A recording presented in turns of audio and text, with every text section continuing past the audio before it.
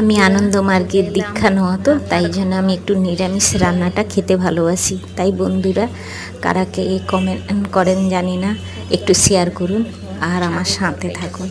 আগে তেল দিলাম, তারপরে একটু ফোড়ন দিলাম, বড়িটা ভেজে রাখলাম, দিয়ে আলু বেগুন দিয়ে লোটে শাকের তরকারি করছি। আর এখানে কাঁচকলা আলু ভাজা আছে আর পটল তরকারিটা করব। দেখতে থাকুন। সাথী পাহাড়ের ভিডিও শুরু হলো 10টার সময়। আজকে টাইম পাইনি, তাই দেখতে থাকুন বন্ধুরা।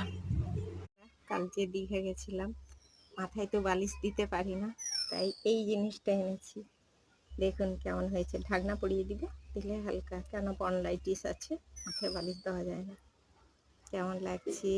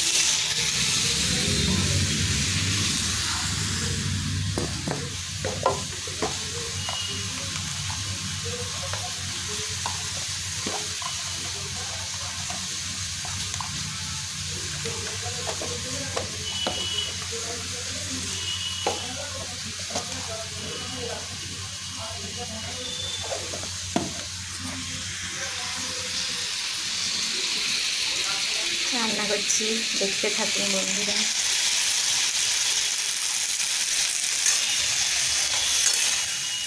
এটা পটল তরকারি বসালাম,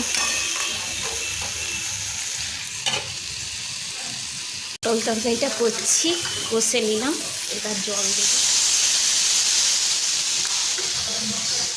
নিরামিষের রান্না তো খুব দেরি হয় না, তাড়াতাড়ি হয়ে যায়। এই যে পটল তরকারিটা জল দিলাম,